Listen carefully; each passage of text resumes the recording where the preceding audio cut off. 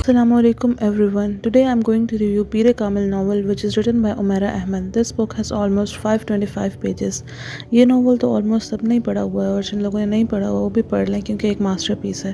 اس novel کی female lead کا نام ہے امامہ ہاشم. ناول کے سٹارٹ میں امامہ ہاشم کی فرینڈ اس کے بارے میں سب سے بڑی خواہش پوچھتی ہے. امامہ بتاتی ہے کہ اسے ڈاکٹر بننے کا بہت شوق ہے and she is like crazy for it. In return Imama اس سے اس کی خواہش پوچھتی ہے. وہ کہتی ہے کہ میری خواہش ہے تم مسلمان بن جاؤ. امامہ ایکچولی قادیانی فیملی سے بلونگ کرتی ہے. اس کے بعد سے امامہ کو اپنے ریلیجن پر شک ہو جاتا ہے اور وہ اپنی فیملی سے چھپ کر ریسرچ کرنے لگتی ہے. آن دا ادر ہینڈ سالار سکندر ہوتا تو مسلمان ہے بٹ وہ اسلام سے بہت دور ہوتا ہے. اس نے بہت سے حرام کام کیے ہوتے ہیں اور اسے ریگریٹ بھی نہیں ہوتا. امامہ کا لاہور میں MBBS میں ایڈمیشن ہو جاتا ہے اور وہاں پر وہ کمپلیٹلی اسلام کو اسٹڈی کرنے لگتی ہے. وہیں پر ایک سینئر فرینڈ سے مل کر اور اس کی گائیڈنس سے امامہ اسلام قبول کر لیتی ہے. ایک دن امامہ کی فیملی کو اس کا سچ معلوم ہو جاتا ہے اور ان کی بہت بحث ہوتی ہے. وہ امامہ کی شادی کی ڈیٹ طے کر دیتے ہیں. امامہ کسی مسلمان سے شادی کرنا چاہتی ہے اس لیے وہ اپنے نیبرہڈ میں سالار سے کانٹیکٹ کرتی ہے جس سے وہ پہلے ہی مل چکی ہوتی ہے. جب سالار خودکشی کی کوشش کرتا ہے اور امامہ اس کو فرسٹ ایڈ پرووائڈ کرتی ہے اور ایک تھپڑ بھی مارتی ہے. سالار ایز اے ایڈونچر امامہ سے شادی کے لیے مان جاتا ہے. پھر ایک رات امامہ ونڈو سے سالار کے گھر آ جاتی ہے اور اسے کہتی ہے کہ مجھے لاہور چھوڑ آؤ. سالار اسے لاہور ڈراپ کر دیتا ہے.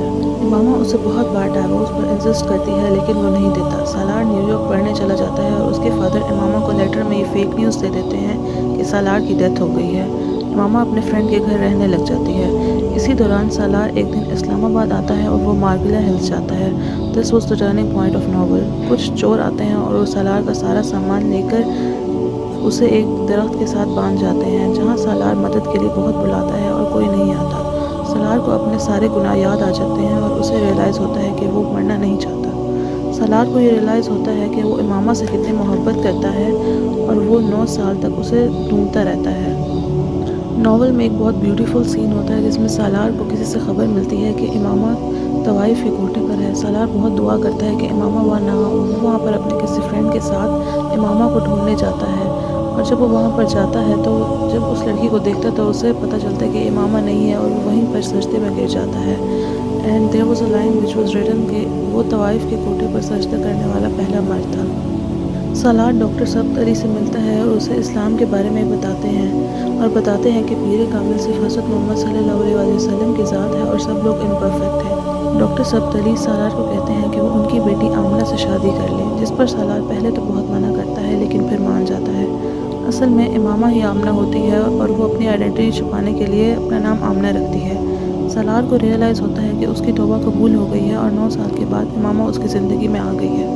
اس ناول سے ہمیں یہ سبق ملتا ہے کہ ہمیں اپنی زندگی میں جب بھی ریئلائز ہو کہ ہم گناہ کر رہے ہیں تو ہمیں سیدھے راستے پر چلنا چاہیے اور اللہ تعالیٰ سے معافی مانگنی چاہیے. باقی جن لوگوں نے یہ ناول نہیں پڑھا ہوا وہ بھی اسے ریڈ کر لیں.